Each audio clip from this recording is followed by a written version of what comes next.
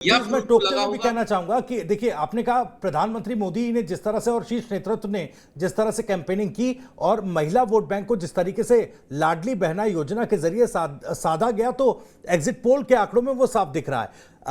कांग्रेस कहां चूकी, क्योंकि कांग्रेस तो लगभग ये तय मानकर चल रही थी कि और कहीं ना सही मध्य प्रदेश में तो जीतने वाले हैं। कहाँ चूंकि कहना थोड़ा भी गलत होगा, क्योंकि ये एग्जिट पोल्स हैं। फिर बिल्कुल। से क्लियर कर दें, अभी ये एग्जिट देखिए पोल्स हैं, देखिए, इनको एक चीज फाइनल नतीजा ना माने, मगर फिर भी अगर इन आंकड़ों को मान लिया जाए कि ये आंकड़े सही हैं या ऐसा ही कुछ नतीजा रहता है, तो फिर जरूर इसका आकलन होगा कि कांग्रेस कहाँ पिछड़ गई। उस लिहाज से आप लोग जवाब दें जी। देखिए, ये बिल्कुल सही है। मैंने तो बोलने से पहले ही बोला था कि ये एग्जिट पोल है, एग्जिट पोल नहीं है।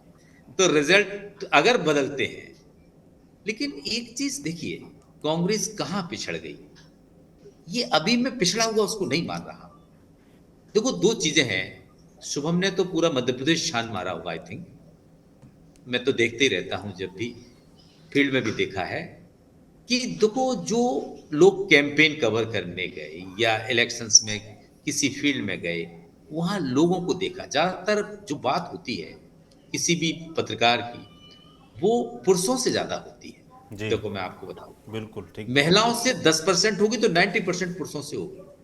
पुरुषों में एक चीज थी जिसमें यह कहा जा रहा था कि दे वांटेड चेंज। ठीक है, तो लेकिन मैं वोटर्स तो बराबर है, 2.72 करोड़ महिलाएं हैं और पुरुष कितने हैं? 2.68, नहीं 779, शायद 79 या 80, मतलब 2.8 मान लो, जी 80 करोड़ मान लो। तो उनका ओपिनियन तो आपने ले लिया।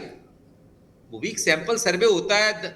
एक बड़े बल्क में छोटे से एक बड़ी हांडी में चावल हो और उसमें से केवल एक चावल से पता लगा सकते हैं कि कैसा है। बस वही चीज ये सर्वे है या एग्जिट पोल है। तो उससे आप लोगों ने लगाया कि नहीं, बड़ा चेंज दिख रहा है, मध्य प्रदेश में लोग चाह रहे हैं कि बदल गए हैं। लेकिन अंदर जो महिलाएं हैं जिनसे लोग कम इंटरेक्ट कर पाते हैं, और ग्रामीण महिलाओं ने ज्यादा वोट किया, ये भी आपको पता है। शहरी महिलाओं ने तो वोट ही नहीं किया, क्योंकि शहर का जो वोटर टर्नआउट है वो बहुत पुअर रहा मध्य प्रदेश में। हालांकि मैं मान सकता हूं कि जो मिड सिटीज हैं उनका थोड़ा सा बेहतर रहा, लेकिन ट्राइबल एरिया में पर्टिकुलर जो सीट्स हैं या पूरे एरियाज हैं जहां पर इनकी पॉपुलेशन सब्सटेंशियल है, वहां आपने देखा होगा कि जबरदस्त वोटिंग हुई। एक जी सीट पर 90 पॉइंट समथिंग वोटर टर्नआउट रहा। इसका तात्पर्य सैला नाम है, रतलाम डिस्ट्रिक्ट में, वो एसटी रिजर्व सीट है। तो ऐसे में अगर इतना ज्यादा वोटर टर्नआउट रहता है, तो महिलाओं का वोट वहां ज्यादा पड़ा, जिन तक हम पहुंच ही नहीं पाए।